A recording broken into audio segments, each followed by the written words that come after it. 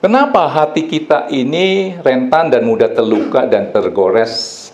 Ada yang bisa kasih saya jawaban nggak? Kenapa? Siapa yang di sini yang gampang tersinggung? Saya tanya, kenapa kok bisa begitu? Nggak bisa jawab ya. Padahal saya udah sampaikan. Karena ada benih dosa. Apa itu benih dosa? Mementingkan diri sendiri dan iri hati. Ketika engkau menggabungkan iri hati dan mementingkan diri sendiri dan iri hati, saudara gabungkan jadi satu, dia menjadi kesombongan atau tinggi hati. Ini saudara tidak bisa pungkiri. Nggak ada orang yang bisa bebas dari hukum dosa bawaan. Nggak bisa. Lu mau pendeta seperti apa besarnya, dia nggak bisa lepas dari ini. Karena kodrat, ya. Kenapa hati kita rentan dan mudah terluka dan tergores? Karena adanya benih dosa. Akibat benih dosa apa? Yaitu dosa bawaan, dosa yang dari Adam menjalar ke manusia. Contoh yang gampang, Alkitab gambarkan Kain dan Habel. Ini minggu lalu udah saya sampaikan kan? Kalau Adam dan Hawa jatuh dosa karena dimakan buah yang dilarang. Setelah dia makan, dia melahirkan anak, Kain dan Habel. Secara perbuatan, dosa Kain dan Habel apa?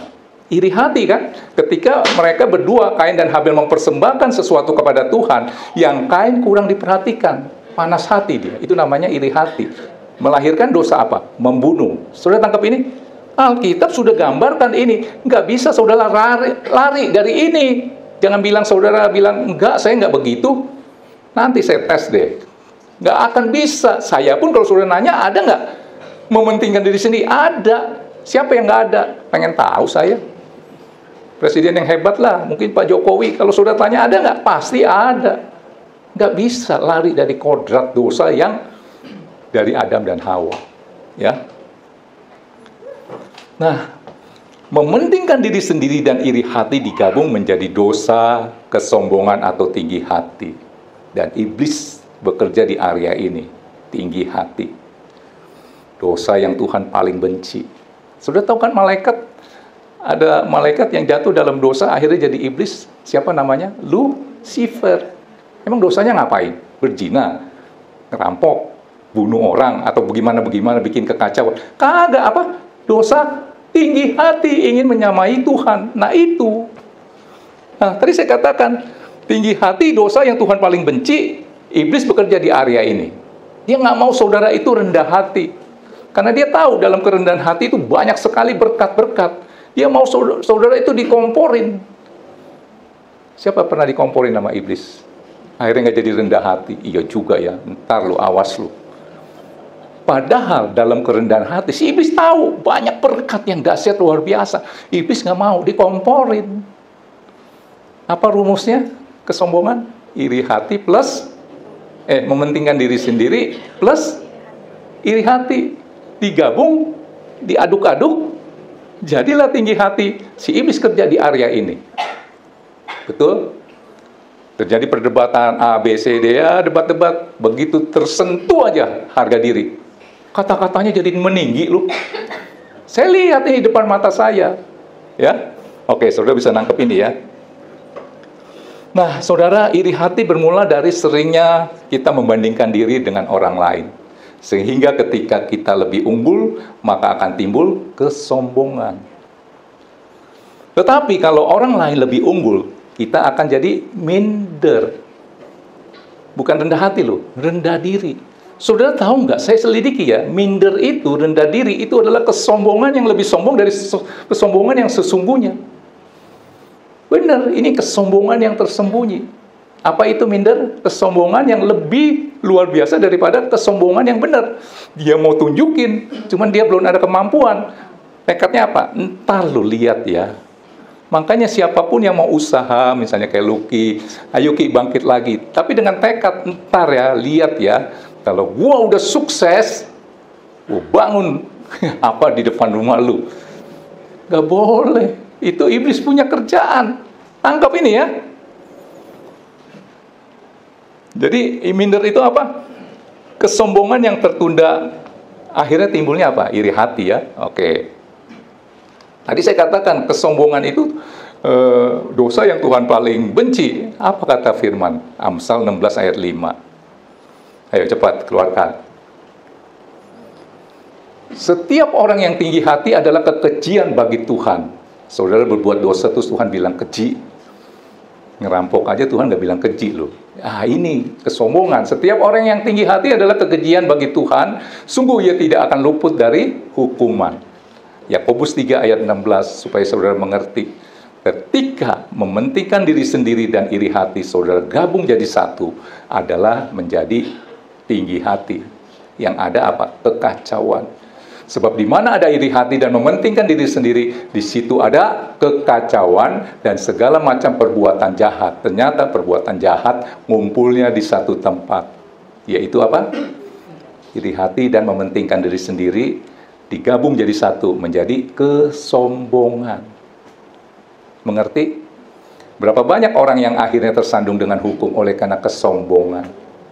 Kemarin saya lihat sih, yang nggak tahu saudara nonton nggak di TikTok, turun dari mobil, driver ya, Grab, nggak seneng, penumpang ditonjok. Itu kan harga dirinya tersinggung. Ternyata dia itu loh, apa? Polsek apa? Kapolsek ya? Kena tuh dia. Akhirnya dicopot kali ya. Dan itu kan apa?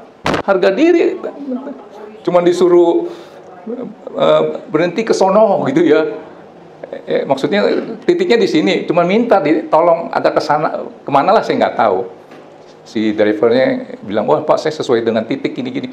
Wah itu terjadilah perdebatan, mungkin tersentuh harga diri, begitu turun cuma digituin doang. Akhirnya berurusan dengan hukum. Saudara nangkep ini? Iblis pokoknya bikin saudara celaka. Oke ya? Oke. Nah, akibat benih dosa, kebutuhan manusia utama itu adalah dihargai, diakui, dihormati. Tangkep ini? Sering saya bertanya kepada saudara, apa sih kebutuhan utama saudara? Pasti saudara akan bilang sembako ya, 9 bahan pokok, urusan kampung tengah.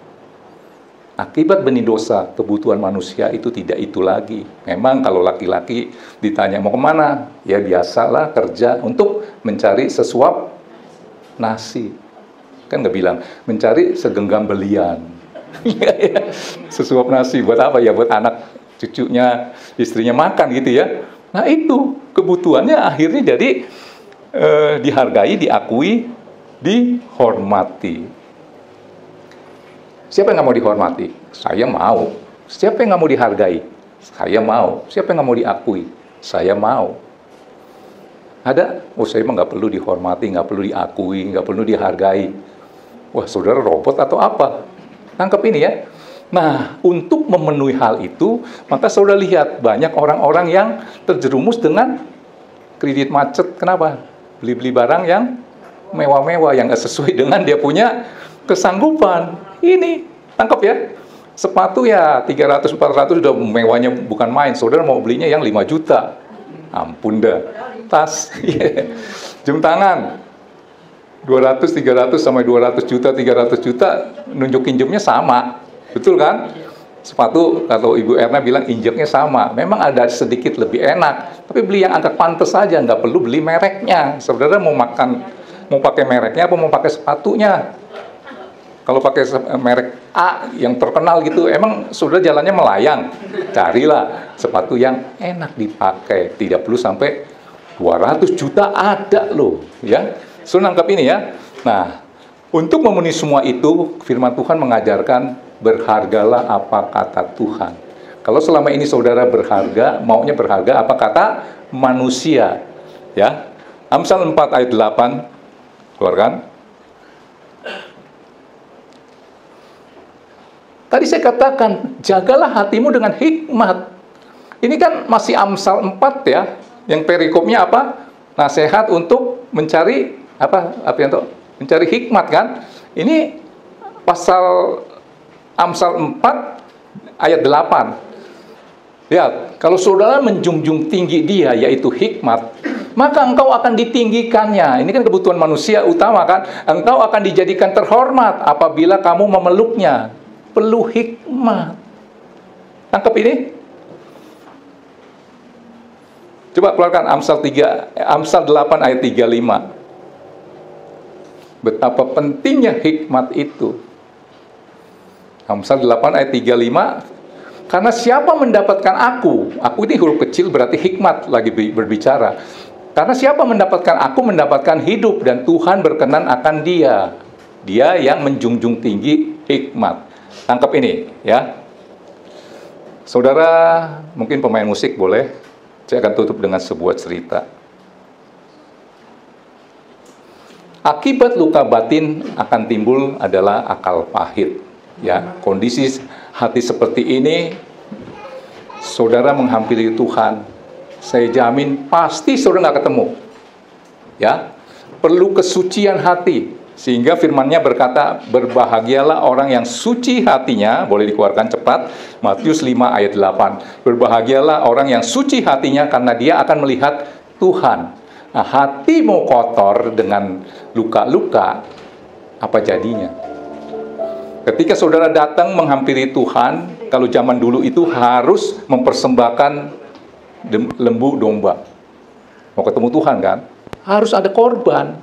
Coba keluarkan sebentar, Ulangan 17 ayat 1. Firman ini saya dapat ketika lagi seminar akhir zaman, di mana lagi bicara tentang Tuhan datang dan pengangkatan. Dan banyak orang yang nggak bisa terangkat. Ini udah lama sekali, ada 20 tahun yang lalu. Keluarlah ayat ini, dan ini tadinya saya nggak ngerti maksudnya apa. Kok seminar akhir zaman tentang pengangkatan, kenapa keluar ayat ini? Ini untuk menunjukkan kita harus hati-hati. Kita tidak bisa terangkat oleh karena firman ini. Nanti saya sederhanakan. Janganlah engkau mempersembahkan bagi Tuhan Allahmu lembu atau domba yang ada cacatnya, atau sesuatu yang buruk, sebab yang demikian adalah kekejian bagi Tuhan Allahmu. Bangsa Israel mau ketemu Tuhan mempersembahkan kambing domba, nggak boleh matanya picek, korengan, kakinya pincang. Itu gambaran hati kita. Kalau sekarang kita mau menghampiri Tuhan, hati kita nggak boleh ada korengnya, pincang, picek. Nggak boleh ada luka-luka batin. Ternyata orang luka-luka batin dulu nih, lagi seminar akhir zaman, nggak diangkat. Kesian kan saudara? Tangkap ini ya. Jadi saudara akui ya, kekurangan saudara apa, sakit hati saudara akui. Musik mengalun di D kali, kasih dari surga.